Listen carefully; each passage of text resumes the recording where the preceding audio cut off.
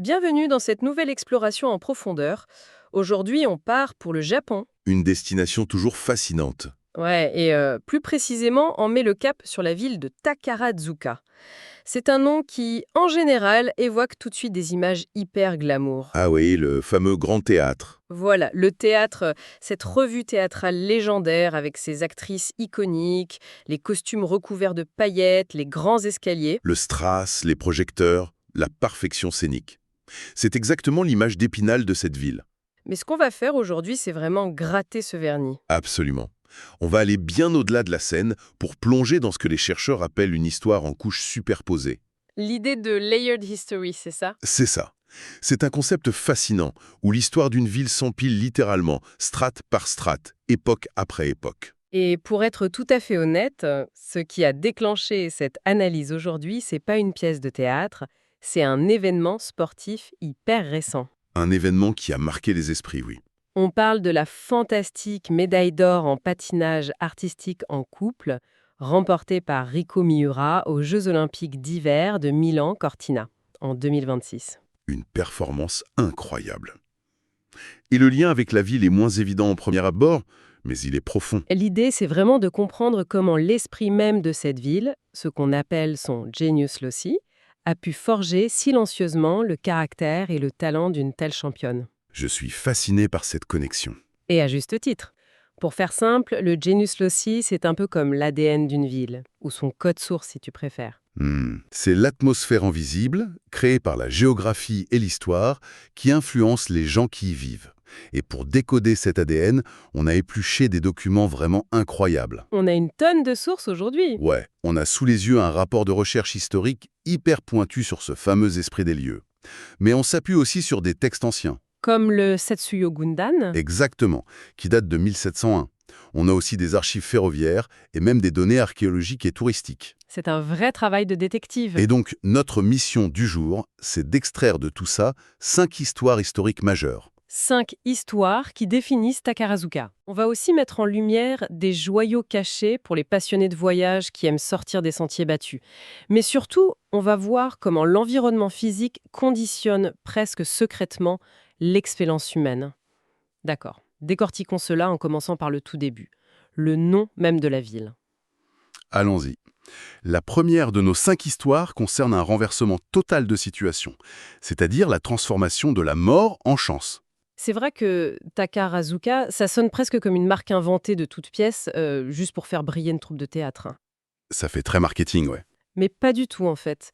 Nos sources montrent que les racines remontent à la période des Kofun, donc quelque part entre le 3e et le 7e siècle. On est très loin du théâtre moderne. Totalement. À l'époque, la région se trouvait à l'intersection de la plaine alluviale de la rivière Muko et des collines de Nagao. En gros, le spot immobilier parfait Pour enterrer l'élite dirigeante. C'est ça.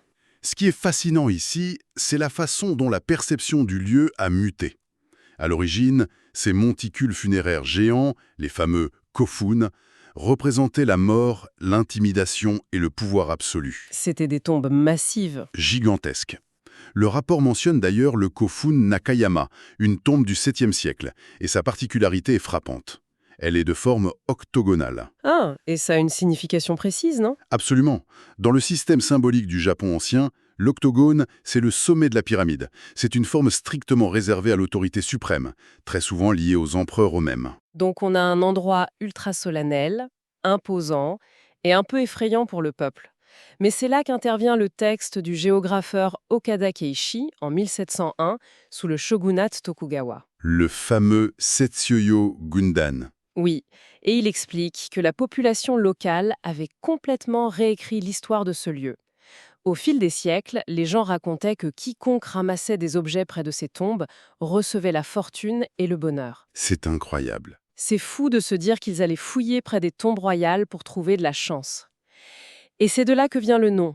Takara pour trésor et Zuka pour monticule, le monticule au trésor. C'est une transmutation psychologique majeure. La peur de l'autorité s'est totalement effacée pour laisser place à l'espoir, à la chance. C'est la toute première brique de l'ADN de la ville. La capacité de réinventer un lieu. Oui, la capacité à redéfinir la terre sur laquelle on marche pour en faire un lieu qui produit du rêve. Et pour ceux qui visitent la ville aujourd'hui, il y a un joyau caché complètement insolite lié à ça. Quand on marche joyeusement en direction du Grand Théâtre pour aller voir un spectacle, on piétine en réalité un sol qui cache plus de 200 tombes antiques. C'est un contraste saisissant, n'est-ce pas?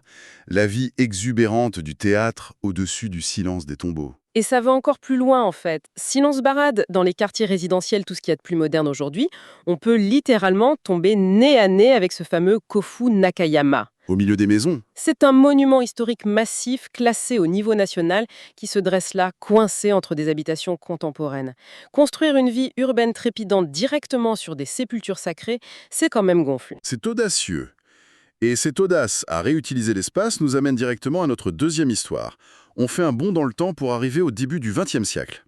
L'ère Taisho. Voilà, le Japon entre dans l'ère Taisho, le capitalisme moderne explose et les loisirs commencent à devenir une vraie industrie de masse. C'est le moment où entre en scène un certain Ichizo Kobayashi, c'est ça, hein, un industriel vraiment visionnaire. Un homme d'affaires redoutable. En 1912, il vient de créer une nouvelle ligne de train. Elle relie la grande ville d'Osaka à la banlieue de la rivière Muko, donc à Takarazuka. Le problème, d'après les archives ferroviaires qu'on a consultées, c'est qu'à l'époque, il n'y a absolument rien à faire au bout de cette ligne. Rien du tout. Des champs et des bains thermaux très modestes. Il lui faut impérativement un aimant à touristes pour rentabiliser ces trains. Et son idée de génie, enfin sur le papier en tout cas, c'est de construire le Paradise. Le fameux Paradise. C'était incroyable comme projet, hein. Le tout premier complexe de piscine intérieure chauffée du Japon. Faut s'imaginer un bâtiment immense, tout en briques rouges, Une architecture inspirée de la Renaissance très occidentale. avec un bassin colossal de plus de 300 mètres carrés à l'intérieur. L'objectif était de proposer une alternative luxueuse et moderne aux bains publics japonais traditionnels. Sauf que dans la réalité, ça a été un désastre monumental. On pourrait comparer ça au lancement d'une start-up technologique aujourd'hui. Genre la bonne idée au mauvais moment. Exactement. Une idée brillante, mais dont la technologie ne suit pas du tout. Les systèmes de chauffage et de déshumidification de l'époque étaient complètement obsolètes par rapport à la taille démesurée du bâtiment. Le résultat est presque comique à lire dans les rapports. En plein hiver, non seulement l'eau de la piscine était glaciale, mais en plus la condensation s'accumulait sur le plafond haut, très haut de plafond, et retombait sous forme de pluie froide et continue sur les nageurs. Une vraie catastrophe. Autant dire que les clients ont fui très très rapidement. C'était un gouffre financier absolu pour Kobayashi. Et c'est précisément dans l'échec que l'ADN de la ville frappe à nouveau. Au lieu de raser ce bâtiment raté et d'accepter la défaite, il pivote. C'est la réutilisation de l'espace poussée à l'extrême. En 1914, il prend une décision radicale. Il fait vider toute l'eau du bassin géant et il ordonne qu'on construise un plancher en bois massif par-dessus. La piscine devient une scène. C'est ça. Et pour attirer les foules sur cette nouvelle scène improvisée, il recrute un groupe de 16 jeunes filles pour chanter et danser. Espèce d'expression solide. Et artistique. D'ailleurs, on commence déjà à avoir un lien subtil avec la patineuse olympique dont on parlait au début, non? Elle aussi performe et crée de l'art sur de l'eau solidifiée. Le parallèle est brillant, c'est exactement la même dynamique de contrôle de l'élément aquatique pour en faire un espace de grâce spectaculaire. Et la géographie est têtue. C'est-à-dire? Eh bien, le joyau pour les voyageurs ici, c'est de savoir que l'actuel et très luxueux Grand Théâtre se trouve exactement au même endroit. Quand on foule ces moquettes épaisses aujourd'hui, on se tient littéralement au-dessus de l'ancien bassin raté du Paradise. Waouh! L'échec a littéralement servi de fondation au triomphe. C'est tout le génie de cet endroit. C'est fou quand on y pense. Et cette capacité de la ville à faire cohabiter des mondes opposés nous amène à notre troisième récit historique. Cette fois, on explore le contraste entre la nature brute et l'artifice théâtral. À travers les yeux d'une icône, Une légende absolue de la culture japonaise, oui. Osamu Tezuka. le fameux dieu du manga. Tezuka est arrivé dans le quartier de Gotenyama, à Takarazuka, en 1933. Il avait à peine 5 ans. Et ce qu'il faut comprendre, c'est qu'à cette époque, ce quartier n'était pas encore totalement urbanisé. Non, c'était une zone très rurale, riche en forêts primaires, en collines sauvages et en petits ruisseaux. Le rapport de recherche décrit vraiment comment ce jeune garçon passait ses journées entières à chasser les insectes dans la boue et les broussailles. Il était obsédé par ça. Il était tellement fasciné par cette biodiversité qu'il rédigeait des encyclopédies d'insectes hyper détaillées alors qu'il n'était même pas encore au collège. Et cette observation maniaque de la nature, des chaînes alimentaires et de la survie animale, c'est devenu la fondation directe d'une de ses œuvres les plus connues. Le roi Léo? Exactement. L'écosystème de cette forêt a façonné sa vision de la jungle. Mais le génie créatif de Tezuka ne vient pas seulement de la forêt, il vient de la friction entre cette forêt et le centre-ville. Le contraste? D'un côté, il avait la nature brute et organique de Gotenyama, de l'autre, en redescendant en ville, il baignait dans l'univers ultra codifié, totalement artificiel et lumineux de la revue Takarazuka. Où sa mère l'emmenait super souvent? Et la revue, c'est un monde où l'illusion est reine, surtout en ce qui concerne le genre. Oui, Tezuka a passé son temps à observer les otokoyaku. Ce sont ces actrices incroyablement charismatiques dont la spécialité au sein de la troupe est de jouer exclusivement des rôles masculins. Et l'impact sur son œuvre a été sismique. Cette observation quotidienne de la fluidité des genres sur scène a complètement infusé ses mangas. C'est ce qui l'a poussé à créer des personnages pionniers. Des personnages transgenres avant l'heure, comme l'héroïne de Princesse Saphir, qui possède à la fois un cœur d'homme et un cœur de femme. La ville a agi comme un incubateur, en fait, mélangeant la liberté totale de la nature sauvage et l'audace théâtrale pour repousser les limites des normes sociales de l'époque. Pour ceux qui adorent l'exploration urbaine et chercher ces traces du passé, il reste des éléments tangibles de cette époque de formation. Ah oui, les ruines! Si on s'enfonce dans les bois de Gotenyama aujourd'hui, on peut encore dénicher les ruines moussues du Neko-jinja, le sanctuaire des chats, C'est un lieu très mystérieux. et qui a directement inspiré certaines scènes de ses mangas. Et puis, bien sûr, il y a le musée commémoratif Osamu Tezuka en plein centre-ville. Avec ce fameux joyau à l'intérieur, Ouais, un diorama spectaculaire qui recrée à la perfection la ligne d'horizon de la ville dans les années 1940. Ça permet de voir exactement physiquement le terrain de jeu contrasté qui a forgé son imagination. cette quête d'esthétisme et cette dualité entre deux mondes, on les retrouve aussi dans la sphère spirituelle de la région, ce qui nous fait glisser vers notre quatrième grande histoire. Le côté mystique. On va parler du temple Kyoshikojin Seishoji. Un nom un peu long, mais un site à l'histoire d'une richesse incroyable. Oh oui, là on touche à de l'ancien, du très lourd. Ce temple a été fondé au IXe siècle, sur ordre direct de l'empereur Uda. Il est dédié au dieu Kojin. C'est une figure fascinante de la mythologie. C'est la divinité du feu et de la cuisine. Et par extension, il est devenu le grand protecteur du foyer, mais aussi de la prospérité matérielle et des affaires. C'est d'ailleurs pour ça que depuis des siècles, les marchands des grandes métropoles voisines comme Osaka ou Kobe y viennent au pèlerinage. L'idée est simple, il faut prier pour que le feu de la cuisine ne s'éteigne jamais. C'est une métaphore très terre-à-terre, très puissante de la réussite économique et de la survie de l'entreprise. Donc d'un côté, on a des milliers de personnes qui montent la colline pour demander concrètement de l'argent et du succès. C'est super pragmatique. Mais alors, d'où vient le contraste dont on parlait? Si nous relions cela à la situation dans son ensemble, le contraste vient d'un seul homme, le 37e grand prêtre du Temple au XXe siècle. D'accord. Il a développé une philosophie fascinante, basée sur l'idée que la religion et la vraie beauté ne font qu'un. Pour incarner cette idée, il a commencé à collectionner frénétiquement les œuvres d'un artiste nommé Tomioka Tessai. Tomioka Tessai, qui est souvent considéré comme le dernier très grand peintre lettré du Japon, c'est bien ça, hein? C'est exactement ça. Ces toiles sont réputées pour être d'une spiritualité et d'une pureté absolue. Le prêtre a amassé plus de 2000 peintures, calligraphies et correspondances de cet artiste. 2000. Énorme. Et aujourd'hui, le temple abrite un musée entier dédié à cette collection. On se retrouve donc avec une dualité vertigineuse sur un même lieu sacré. D'un côté, la ferveur bruyante et très populaire qui prie pour la richesse matérielle. Et de l'autre, dans un silence quasi monacal, une quête élitiste de la pureté artistique à travers les coups de pinceau de Tessai. C'est un équilibre parfait entre le corps, qui a besoin de se nourrir et de prospérer, et l'esprit, qui cherche à s'élever. Et je dois dire, le chemin pour accéder à cette dualité est une aventure en soi. À la fameuse route. L'approche du temple se fait par ce qu'on appelle la route du dragon. C'est une allée piétonne d'1,5 km qui serpente sur le flanc de la colline. Bordée de petites écopes. Ouais, des vendeurs de snacks traditionnels. L'ambiance est totalement figée dans l'ère Showa du milieu du XXe siècle. C'est un voyage dans le temps. L'atmosphère y est très particulière. Mais ce qui retient l'attention des anthropologues dans nos sources, c'est un rituel spécifique pratiqué une fois arrivé au temple. Il s'appelle le Yakuyoke Ibashi. Ah, ce rituel est incroyable. On parle littéralement de pince à feu, tu sais, ces longues baguettes métalliques qu'on utilise traditionnellement pour manipuler les braises. Oui, Les fidèles achètent ces pinces, puis s'en servent pour pincer symboliquement la malchance, la maladie ou les tracas de leur vie. Ensuite, ils offrent ces pinces au temple pour s'en débarrasser définitivement. C'est une sorte de nettoyage métaphorique où l'on extrait physiquement le négatif de son existence. C'est l'essence même de la purification. On retire ce qui encombre, on assainit. C'est très visuel comme prière. Et cette idée d'assainissement et d'élévation, on la retrouve curieusement transposée à l'échelle d'une ville entière, ce qui nous amène à notre cinquième et dernière histoire. La création d'un style de vie à travers l'architecture.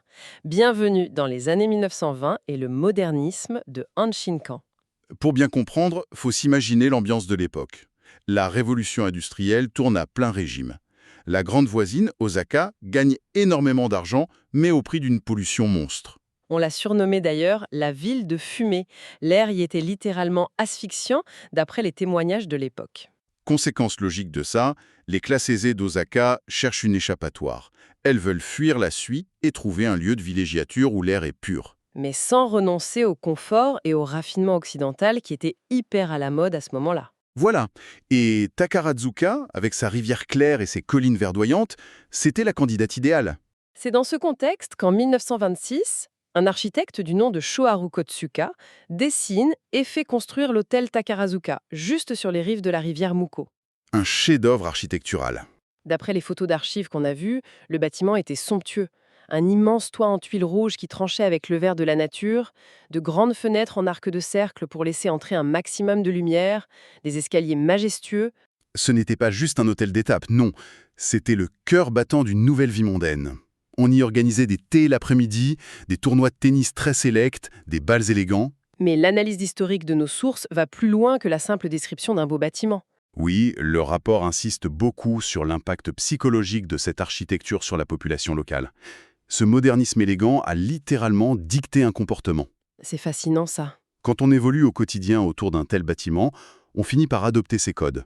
L'hôtel a imposé une certaine rigueur dans les manières, une esthétique de la grâce, une tenue réprochable. C'est un exemple frappant où l'espace bâti élève le standard culturel de toute une communauté. C'est un peu comme mettre un costume très bien taillé, tu vois. On a naturellement tendance à se tenir plus droit. C'est une excellente comparaison. Et ce standard d'élégance a survécu à l'épreuve du temps. Le bâtiment original de 1926 n'est plus là, malheureusement, mais un tout nouvel hôtel a été reconstruit juste à côté du Grand Théâtre et il recrée méticuleusement cette esthétique. Avec un souci du détail impressionnant. Les immenses arches lumineuses et les lustres en cristal majestueux ont été préservés ou reproduits à l'identique. Il y a aussi un détail naturel fondamental qui a conditionné cette quête de clarté et que beaucoup ignorent en visitant la ville. Le sable, Oui. Pourquoi cette esthétique si lumineuse a-t-elle si bien fonctionné ici? En grande partie grâce à la géologie. Historiquement, les rives de la rivière Muku étaient tapissées d'un sable de granit d'un blanc particulièrement pur. c'est un détail qui change tout. Ce sable éclatant posait une sorte de toile de fond immaculée pour la ville. Il a naturellement défini une palette de couleurs hyper rafraîchissante. Ce qui contrastait d'autant plus avec la noirceur de la fumée d'Osaka. Exactement, nous y voilà. On a parcouru nos 5 strates historiques. Les cophones antiques qui transforment la mort en chance, La piscine ratée devenue un berceau théâtral, l'écosystème forestier qui a inspiré la fluidité des genres d'un mangaka de génie, la dualité entre l'art pur et le feu purificateur du temple Kojin.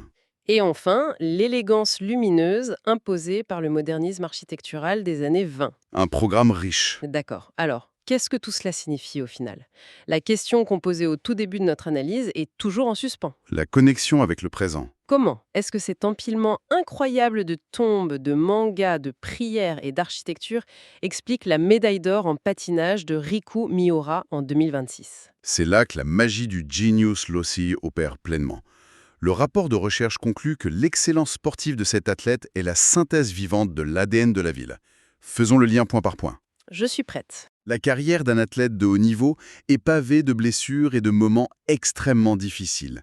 La résilience spectaculaire dont elle a fait preuve fait écho à cette ville qui a su se relever de désastres terribles, comme le séisme de Kobe en 1995. et qui porte en elle cette tradition ancienne de chercher la chance au milieu des tombeaux avec les kofun. Exactement. Et sur la glace elle-même, la métaphore est limpide.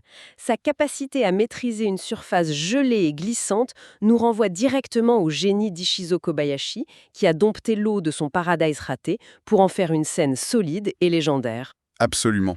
Ensuite, si on regarde la puissance émotionnelle de ses chorégraphies en couple, cette tension dramatique et l'expressivité de son rôle sur la glace, on y retrouve l'héritage direct de la force théâtrale de la revue et de cette exploration profonde des relations de genre théorisée par Osamu Tezuka. C'est vertigineux de voir tous ces fils se croiser comme ça.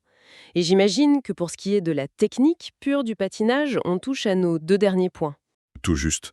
La rigueur impitoyable de ces figures imposées, cette volonté de perfection et de retrait de tout mouvement inutile, c'est l'incarnation physique de la purification du rituel des pinces à feu du temple Kojin. Le yaku yoke, ibashi. Enlever l'inutile pour attendre la pureté. Voilà. Et le tout est enrobé dans cette élégance stricte, presque aristocratique, qui a été gravée dans l'esprit de la ville par le modernisme de l'hôtel Takarazuka.